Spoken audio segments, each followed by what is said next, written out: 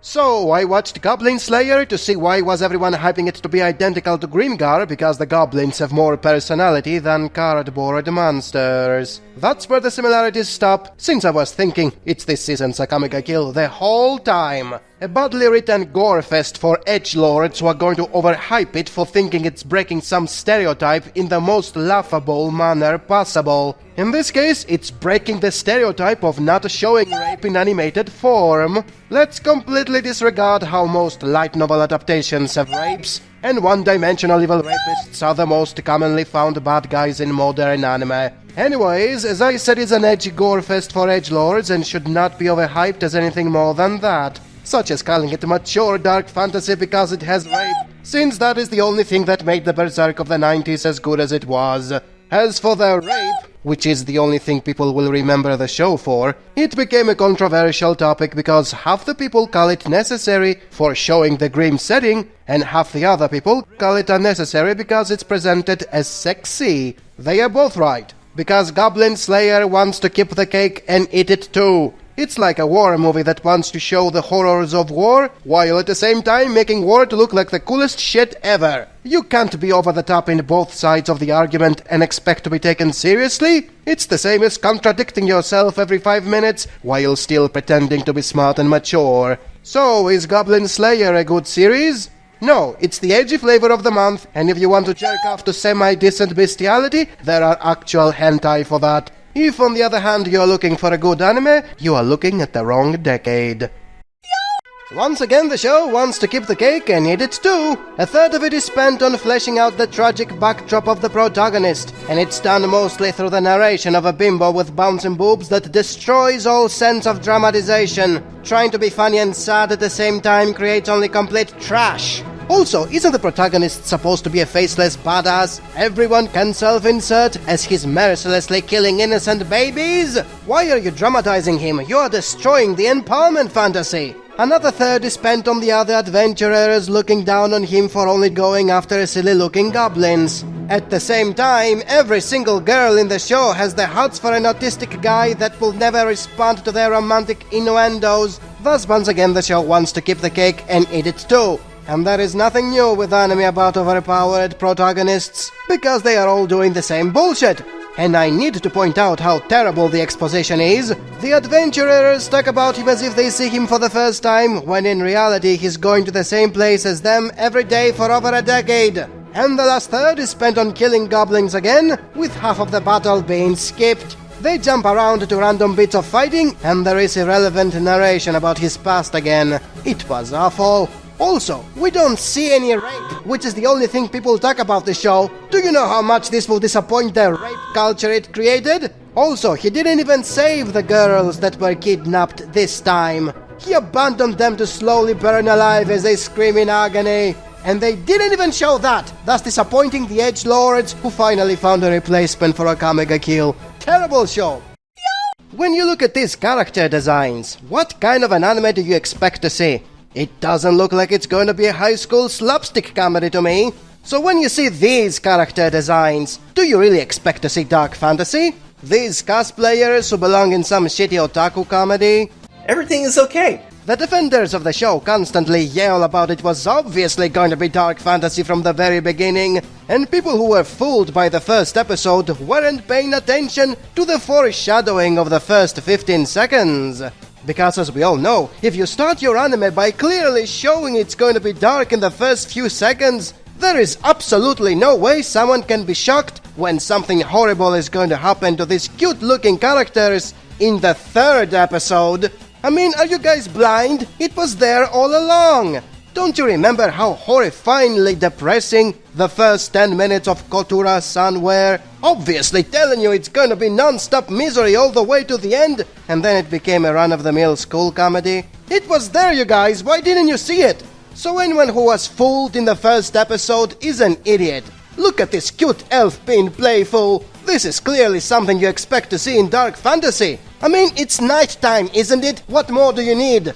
Doesn't have to be perfect. You just have to like it. Therefore, Goblin Slayer is dark fantasy, as this episode clearly proved. It's definitely not a sitcom, even though the only thing they are doing is sitting down and doing comedy while not being dark and gritty at all. I mean, look at these designs. This is clearly dark fantasy and nobody should be fooled.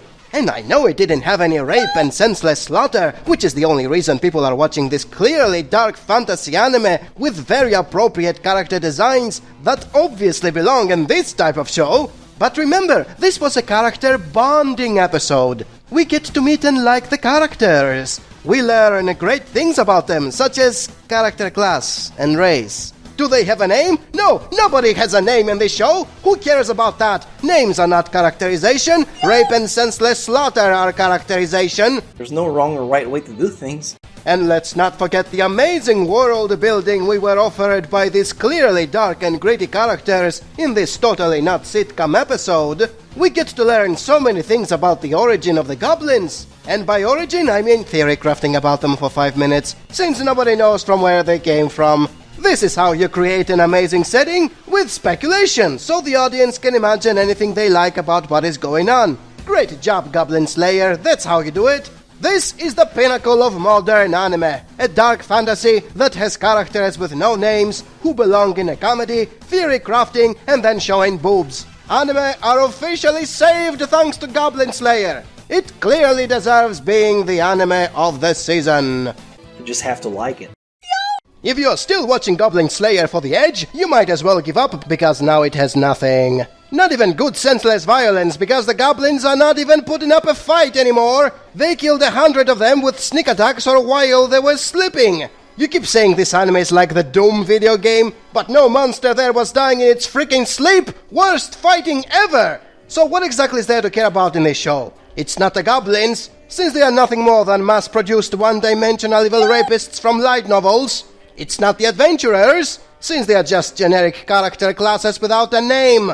It's not the fighting, since there is no fighting. They killed them all in their sleep. It's not even the rape, since we only see a victim for a few seconds. Not the actual thing, which is what everybody wants to see more of. As for the final boss battle, it seemed like it's going to be good, since they were using tactics and teamwork. But then it becomes Bleach, where the protagonist reveals a new super attack banka he had all along and didn't bother to tell his own teammates about. Basically, there never was a chance to lose, since he could use raw power whenever he felt like it, and thus the battle was a waste of time.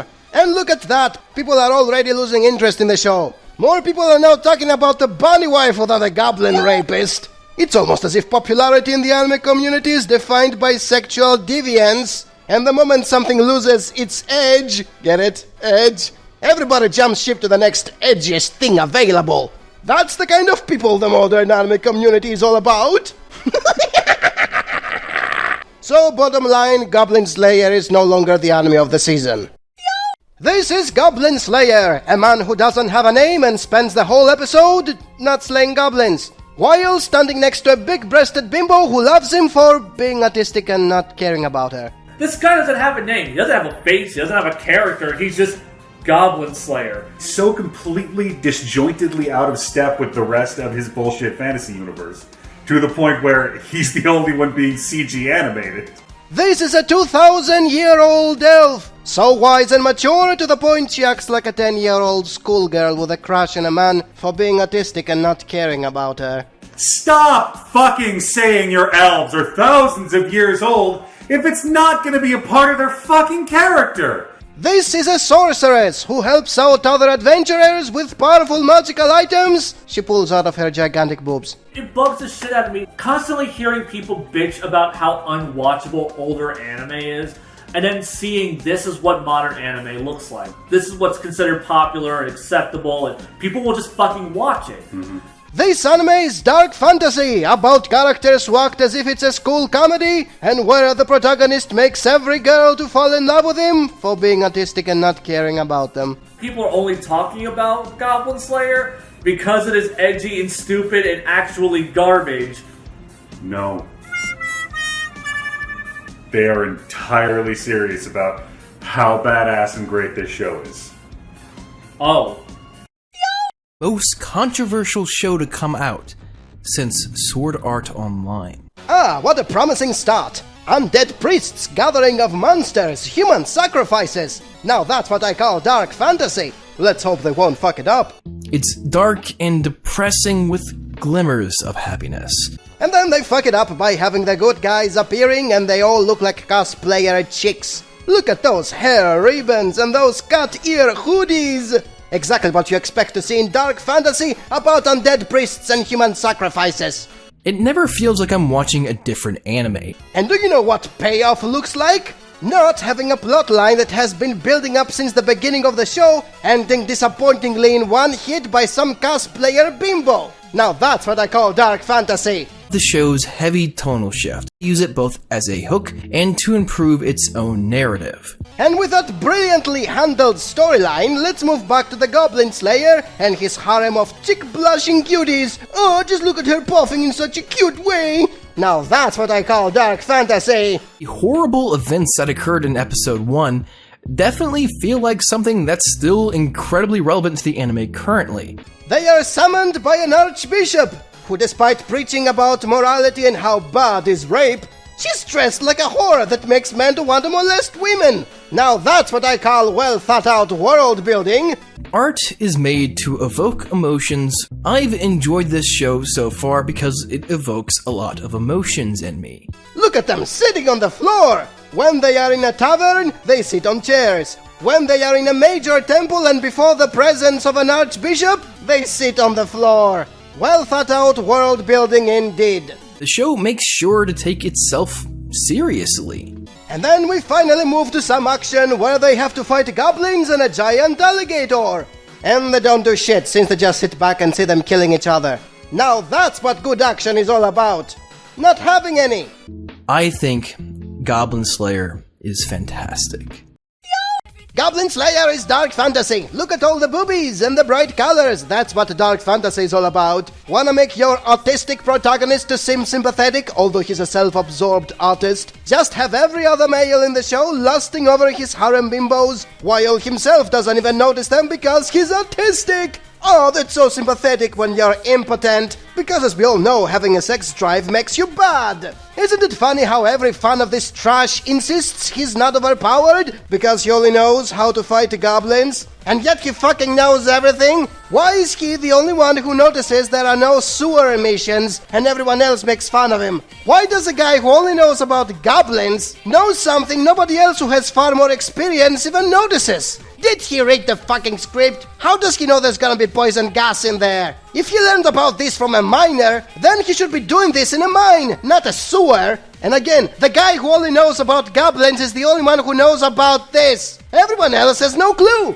including the dwarf, whose people are mostly miners. Oh, look at her puffing her cheeks, that's so adorable. Ooh, that's exactly how a 2,000-year-old elf behaves. Watch out, it's a trap! How do you know that? Especially when it has nothing to do with goblins. I read the script, duh! Oh no, it's poison! Exactly as the script you've read was predicting! Tell us what to do, self-insert protagonist! We're completely useless! Oh sure, just rely on an artist. Such a great idea to make a selfish, self-absorbed guy who only knows about goblins to be your team leader against traps. What's that? He knows everything about poisons? But he's not supposed to know anything besides goblins. How do they survive when they are about to lose? With the power-up the scriptwriter pulled out of his ass. What did you expect from a self-insert power fantasy? Tactics? He only knows about goblins and he's not overpowered, guys, I swear. Woohoo, flat chest, that's what dark fantasy is all about, flat chest. And because we ran out of things to show in this episode, here is a static image for 3 minutes. Now that's what good directing is all about.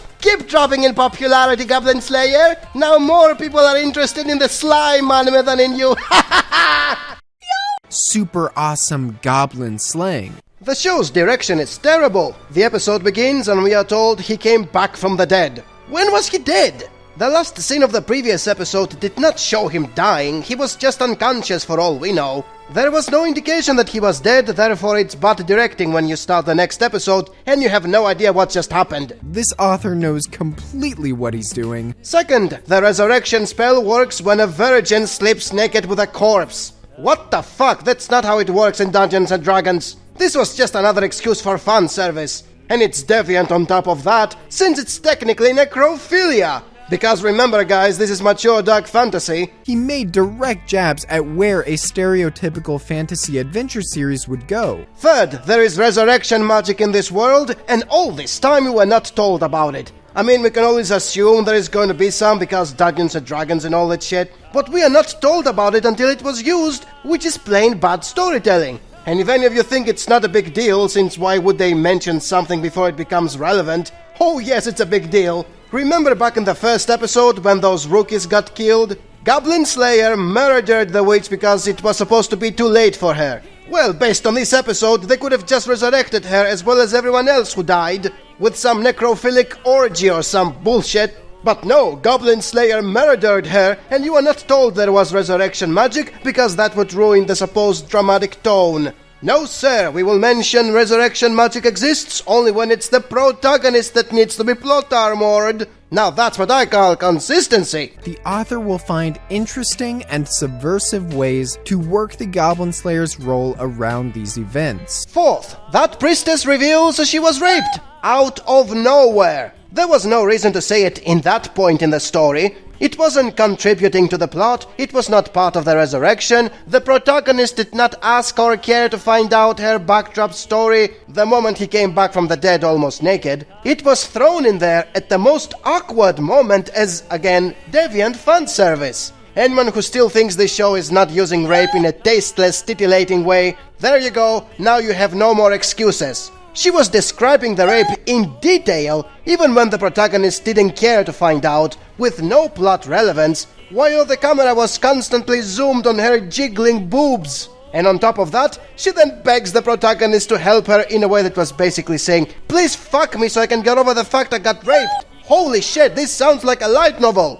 Oh wait, it is. The author seems to have a grasp on ways to embrace what he loves about the dark fantasy and tabletop RPG genres. Fifth, we are back to the protagonist reading the script. He again knows what they will encounter in the sewers, and again knows of a way to deal with it way before he even knows it exists. And the method he uses for defeating the monster was so fucking retarded. If you throw flour in the air and you set it on fire, it's going to cause an explosion. How the hell did you know that? Also, they tried to make it seem like the sack had something really important inside it, because two epic level adventurers brought it to him, one of which was that whore who gave him the kill everything scroll. So everyone assumes it's going to be something important inside, and it wasn't. Why do you need two epic level fighters to bring you something so mundane? This is retarded! Understands what needs to be done in order to make these situations at least slightly more interesting. Sixth, once again he's not explaining his plan to the others until the very last moment. Many of you were complaining about me saying the scroll was bullshit, but he showed us he had the scroll before he went into the dungeon, you were all saying. As if that was excusing the fake tension in the battle by not telling his own team he had a portable tsunami with him, basically. Well, there you go, he did it again. How is this not bullshit writing? The author is constantly ass-pulling lazy excuses for an easy win. He did it with the scroll, he did it with the resurrection magic, and now he did it with a beholder. The characters here don't even have names. All they're referred to is by their class. It's so Dungeons and Dragons.